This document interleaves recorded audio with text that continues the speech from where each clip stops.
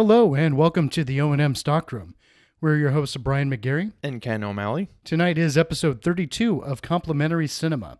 If you're new to the channel, Complimentary Cinema is a program where we review and discuss films that you can watch for free that are available on YouTube.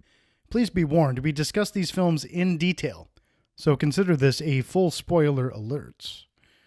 So, Ken, it was your turn to pick this evening. Unfortunately. As it goes. And what did we pick tonight? Well, tonight's film was called The Dawn. It was from 2019. And who directed this wonderful film? It was directed by that one guy with the stuff and the things, known as Brandon Slagle. Okay. Slagle? Slagle? S-L-A-G-L-E. It's probably Slagle, but we'll call him Slagle. Slagle. All right. So, we like to hold up these free YouTube movies against three primary criteria. We ask, is it well written? Is it well acted? And is it well produced? Let's find out. So, what's our cast of characters like today? It looks like a bunch of people you've never seen in anything and will most likely never see again. Our main character is Devani Pinn as Rose. Her best buddy is Stacy Dash, who was in Clueless with Alicia Silverstone. She's the one person I can confidently say I saw in something. Okay. She's Sister Ella. There's Ryan Kaiser, who is Jeremiah. David Gorel as Father Theodore. Heather Winters as Reverend Mother Agnes. And, then there's the family from the beginning scene. Let's talk about that beginning scene. Yes. So the movie starts out in Pennsylvania, as they let us know right up front. In 1922. 1922. And a family kind of on a rural-looking house. They're a bunch of farmers. And they have like a nice water wheel. It's worth noting, by 1922, I don't know if West Pennsylvania looked a lot like it does here. They may have been a little confused. Maybe, maybe not. I mean, a lot of Western Pennsylvania is still pretty rural. And keep in mind that a lot of the U.S. was not even electrified by 1922. I guess that's so true. It all fits. Okay. But you don't necessarily have to tell us it's 1922. We can kind of just piece it together on our own, you know? So they're in this beautiful old house, beautiful old buildings with old utensils, and like everything looks great. Everything's period correct. All of their clothes, and I even said something to the effect of they're in a reenactment town. Like, this looks like, you just walked into this little reenactment town amusement park. Looks beautiful. And it's a family. The dad's a little off. And the little girl is our protagonist, who is supposed to be the oldest daughter. And she has a grandfather who's like Native American and like teaching her things. So the grandfather gives her a pile of black soil and explains to her, I don't remember exactly what he was talking about, but she was confused about the dirt. He was saying about how the dirt was amazing. And he gives her what kind of looks like a small dream catcher, which he says will protect her, and he witnessed it save his own father's life. Totally not telegraphing anything or anything. And then shortly after that, we see the alleged father of this family, a very suspiciously young-looking man who is basically just hammering at a bunch of broken wood, which we find out later is supposed to be a mailbox. And he gets called in for supper. They sit down, and it's incredibly tense. It's incredibly awkward. It's a clearly religious family, Catholic, judging by the sign of the cross that they make. But father won't eat. Yeah, he has a little bout of PTSD at the table. He's got that World War I flashback going. Mm-hmm. And it doesn't go well at that point. He leaves the table, and we cut forward to sleeping. Yeah, so like he demands to just be bled out, and then he storms up from the table, and everyone just pretends like like they can get through it. And then so later that night, he wakes up from what appears to be a nightmare, and he grabs his trusty hammer, which he brought to the dinner table earlier in the day, and then he goes around and just bashes everyone's head in. Yeah, so he kills the whole family, but the oldest daughter has woken up, and she escapes outside. But then comes across her dad outside after he's done killing everyone else, and it's only her grandfather who is there to save her, so she's able to run away for good. And he doesn't last long either. No. And, skip ahead the next morning, some really goofy looking police and bell-shaped hats are checking out the crime scene, and they realize the eldest daughter, Rose, is still alive. They go talk to her, and to keep her from going to an orphanage, they send her to a convent a couple of states over. They'll tell you exactly where the film begins, Pennsylvania, 1922. But you never find out where the convent is. Yeah, it's just somewhere else. That's what I call uneven. But beside the point, so she goes to the convent, and then boom, 10 years flash by, and she's dressed in a habit and nun clothing. I'm not sure what you would call the entire ensemble of a nun, but she looks the part, but with kind of like that moody, vaguely goth thing going. Mm-hmm. So a whole bunch of really boring stuff happens in which we see her everyday life. She talks with the other nuns that are there. We learn that she has not taken her final vows, so she's still not like 100% sure, I guess, if this is what she's going to do with her life. But she's like learning from the other nuns, and the mother nun that's in charge. And the priest comes and like blesses them and does the sacraments and those things.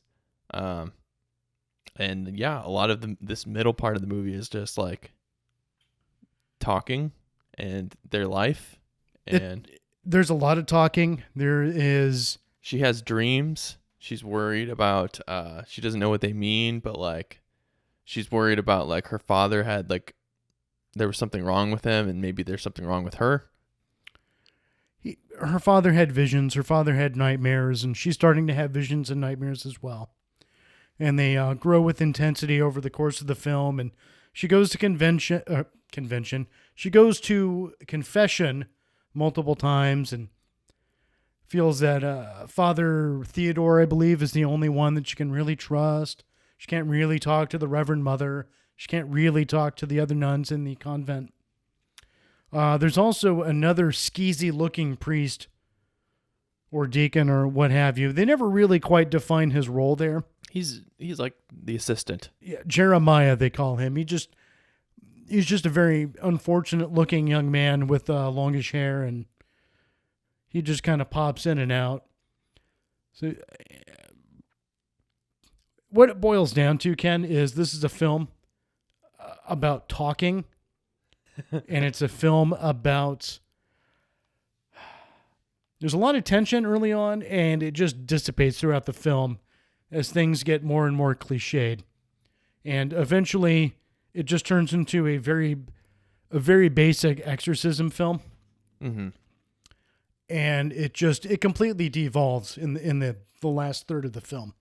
They had some interesting ideas through the middle. Like you find out that the kind of the nightmare she's been having, like you see a couple like flashes of things that end up being the exorcism in the end. That's what she's been like dreaming about. And obviously there's the signs leading up to it and stuff like that, but nothing in there is too interesting. I mean, if you've seen an exorcism movie, I mean, it's not like if you've seen one exorcism movie, you've seen them all, but I've seen good exorcism movies. And, well, those were done a little bit differently, weren't they? Yes. So, part of my issue with this film is it kind of telegraphs things way in advance. The pace of the film absolutely falls apart after the opening act. The opening act is very promising. It is very interesting. It's like, all right, crazy dad kills family. What's going to become of this young woman? Okay, I was interested in seeing that story. I was interested in learning what happened. I was not interested in just watching some people walk around a building for an hour and a half, which is really all we get. Yeah. For all the money they spent on costumes and good cameras and lighting and even picking some great sets, I feel like they didn't really do much with it because the story doesn't go anywhere. Yeah. I mean, all of this film, you mentioned it, it looks really good. It looks like it's more, it should be something more. Everything is shot on location. As far as I could tell, there was no sets. Like, it's not like they're on a soundstage somewhere. Everything is literally in buildings that already exist. It does appear that way. I don't know if the parts that were supposed to be accommodant were just an old building. Obviously, there is parts in a church. That's a real church. There's the homestead kind of place at the beginning, and all of that was great. Looked great. The costumes were top notch. Nothing looked, all the religious people looked accurate. I will say it had a bit of the, even when it looked good, it had a little bit of the TV movie vibe to it. A little bit, but that wasn't anywhere near as unforgivable as the Twitch camera thing. Mm-hmm. The very 90s, flailing arms and jump cut kind of thing. They really went overboard with that in the end, too. Yeah. It just kept going and going and going. So it's hard to break down exactly where they went wrong with this movie. I feel like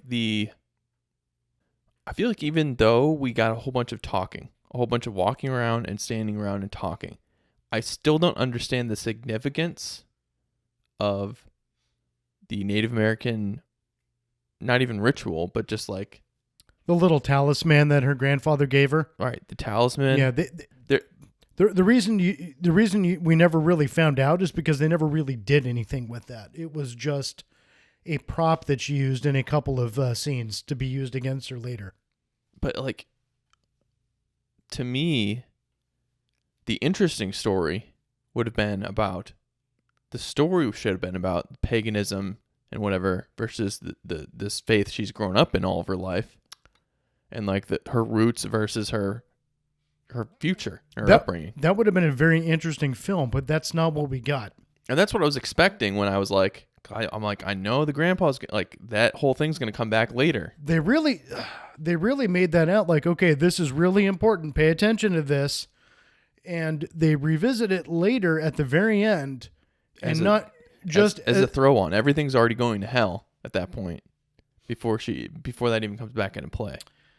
And it doesn't actually end up bearing any real significance to this story. No. The problem with this film is they started with something interesting, and then they made a film that's already been made and better by other people, which I think that's a critique that we've had a few times over the course of this channel. Somebody already made a much better exorcism film. They've done a few of them. I've seen better, scarier, more interesting Nun movies. What was that, Conjuring 2? Yeah. The Nun, also in that universe. See, I think I kept waiting for a twist, too. Like, I think this would have been a really easy movie to have the twist. They set it up for it, didn't they? I thought of, like, there could have been a twist that it was the daughter that did it, and she remembered everything wrong. You know what I'm saying? And they were keeping an eye on her from when she was a child because she was a murderer. That's also a possibility. And then the fact that, because that's the other thing, too. So they set it up for twists, and the only twist seems to be that she never really was a nun and that she was hallucinating all of that. But they don't really answer that completely either. It's just a line that someone says. There's a lot more of that, we're going to tell you and not show you. There's a lot of scenes in this film because of her delusions and her dreams that are hard to figure out, what's real, what isn't. And they really sell the scenes of her as a potential nun with other sisters. They sell that really, really hard. And then when you get to the exorcism point, they really make it like that was just a throwaway fantasy that was in her head. And the thing is, like, if that's true, if that was just a throwaway fantasy, we spent so much time on all of that. If it just didn't matter, why? If it didn't matter, why? Why? It didn't further the story along, It didn't do anything other than to fill in time. And I normally try to avoid ruining the movie completely when we do this, but I'm just going to go ahead and do it. During her exorcism scene, she's in a room that has Amityville horror style windows in the background. And then at the very end, one of the priests involved in her exorcism hops a train to Long Island, and he's looking through her little notebook and finds a little too accurately done drawing of the Amityville horror house. And then at the end, in the credits, the movie's called The Dawn, and then they fade in Amityville. So it's the Amityville Dawn, like they're trying to set it up for a sequel. I got angry. I literally got angry at that, and I'm still angry at that. Why? You can't make a film that will stand on its own, that has its own interesting story. You have to ham fist it into something else. Well, and after all of the just dialogue in this movie, instead of setting it up in a proper way, they literally just show the priest going on a train, and then they have a couple sentences that just come up on the screen to fill in all of the actual details of how this would be related to that. They could have done so much more. Okay, so if that was the direction they wanted to go in from the start, which you have to assume that's how they sold this to whoever financed it, why not give us a little more throughout the film that actually goes in that direction? And they're trying to use, like this poor girl's grandfather's little dream catcher to insinuate that Jeremiah, this priest, took it there and started a weird church. And I mean, it's so far-fetched and it's such bullshit. And I just couldn't. Yeah. I can't. Yeah. Like a solid hour of this movie is just not important to the supposed plot. And this is a 90-minute film, I think. Yeah. Yeah, you can literally throw an hour of this away. And this is what kills me, because that first opening bit is great. Yeah, it was a good setup. It was paced well. It's set up well. You're introducing some characters to us. You got a great, I don't know. I was going to watch that movie, and I was really getting my hopes up for that movie. But what did I say before we put this on, Ken? I don't remember. So I talked about how a couple weeks ago we watched a really good movie, and then last week's movie was it was okay. And that we were due for a bad film, and I was actually kind of excited for it because I do like I do like the bad film sometimes. But this is not the kind of bad film I like, Ken. Right. The good kind of bad film is the kind you can laugh at and kind of enjoy in spite of itself. I mean, or even because it's so bad, it's enjoyable. This is not that film. No, this was like, you couldn't laugh at it because you were waiting for something like not even just a twist, but like a turn in the plot. Not even a twist, just like we're not going to go straight down this corridor the whole time. So like it wasn't that even that all that stuff was bad in the middle, the boring parts and everything. It wasn't bad. It was people talking to each other, and it was the part of like setting up how like they're living their life and how they're all related to each other. That was all fine if it was going great, somewhere. But it went nowhere. They invest you in these characters. You're investing your time. You're investing a little bit of your emotions. You're investing your attention, and you want to see some fruits of that investment. You want to see something happen with this priest. You want to see something happen with our protagonist. Right. You want These, especially with one sister in particular, Sister Ella, I think, played by Stacey Dash. They immediately set up that they have a strong but kind of tense bond. What happens with that? Absolutely nothing. All right. They really set up the Reverend Mother to really be this illuminating source of comfort and refuge for her. And what do they do with that? They turn that around and then they throw it away. Nothing in this film leads anywhere. It's a it's directionless slop, but the momentum of it carries you along long enough to think that it is going to go somewhere. Yeah. Only for you to find out at the end that no, you just got completely screwed.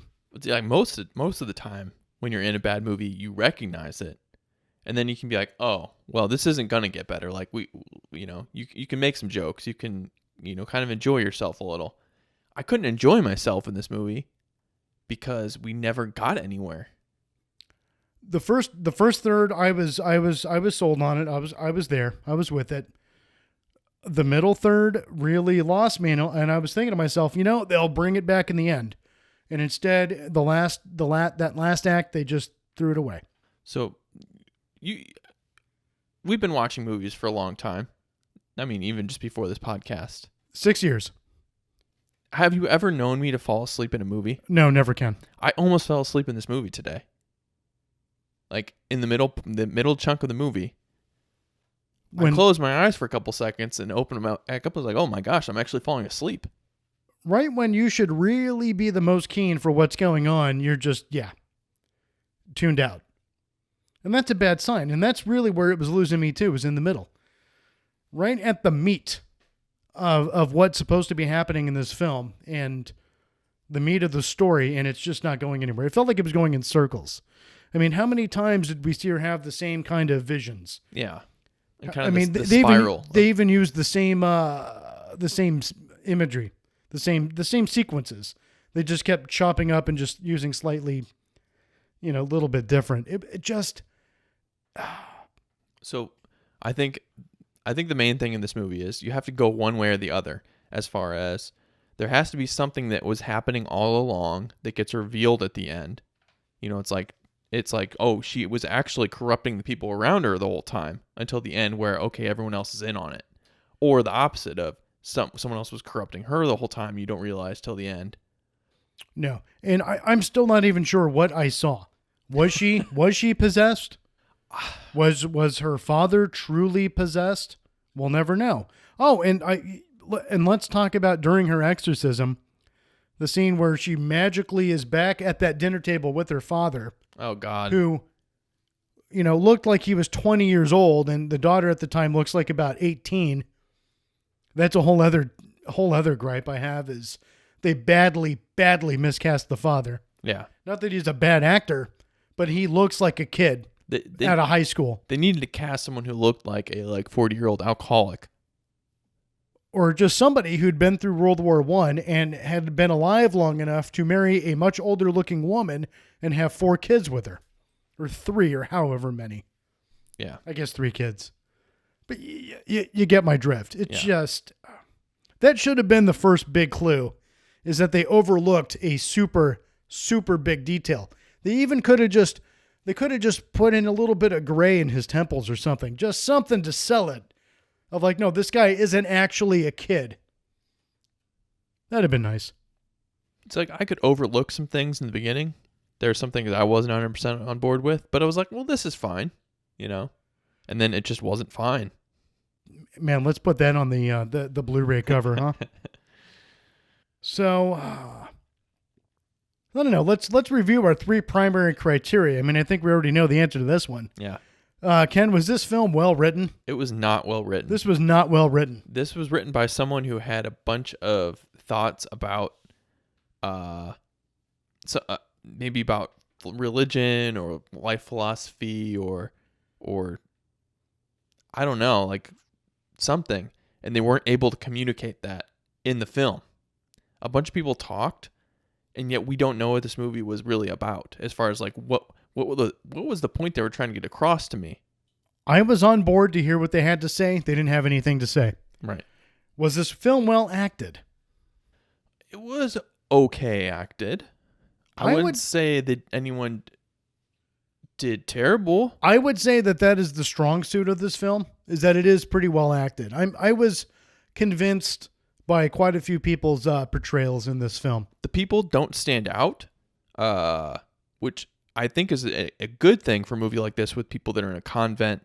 Like, You really have the ensemble cast thing going. You only really see the protagonist the most. Everyone else gets fairly equal screen time. To some extent, the same rough amount of dialogue.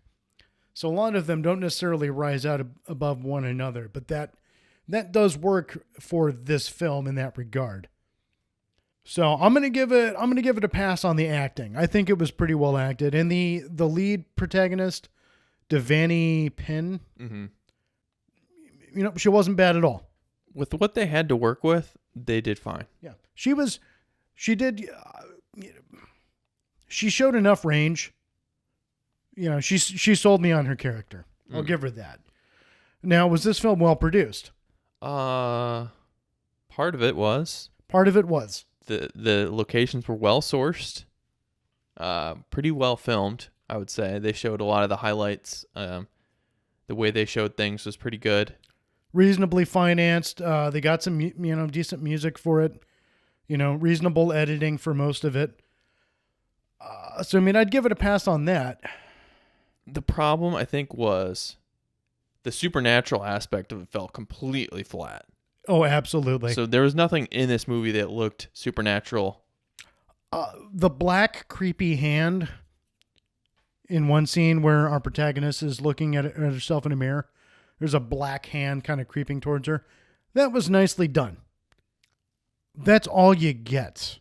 It's the most supernatural thing that happens is she writhes around on a bed.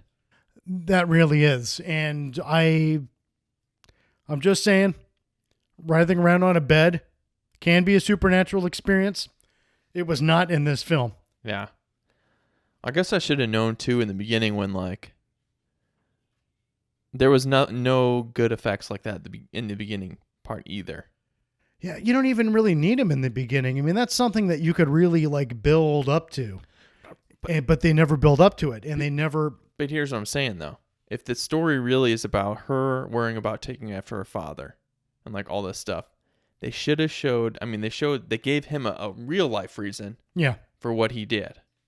You know what I'm saying? You never see him tormented by demons. No, he was in the war, and his brain just malfunctioned, basically. But they don't make a connection between the two, really. They really don't, and the connection is tenuous at best, and it's only told to you later on. And you never get any sense or feeling that what happened to her father was supernatural. You've never shown or explained that something was passed to her either. So you never really know. Was she mentally ill? Who knows? Who cares at this point? Right. So I think for me, this film was just a hard pass. Yeah. It's a hard pass. I'm angry because they put in enough effort to make it a good film, and they didn't follow through. Because the way it looks is fine. The people that are in it are fine. The basic story is fine, and they completely flushed it down the toilet. Yeah. If you're going to tell a really human story, with a lot of people and just a supernatural just sprinkle on it. Yeah, do that. That script's got to be tight. Yeah. It's got to be good. Yeah. You can do it, and I'll watch it, and I'll love it, but go all out. Make it work.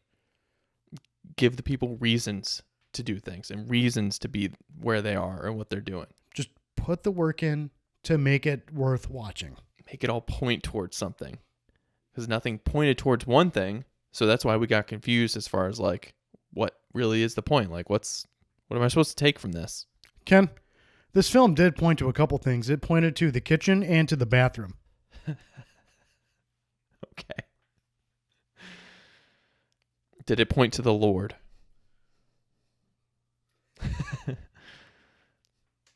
That's a wrap for tonight's episode here at the O&M Stockroom. We are your hosts, Brian McGarry and Ken O'Malley.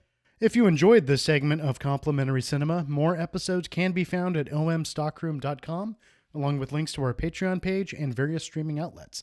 Thank you for listening, and we'll be back next time with an all-new episode. Praise be.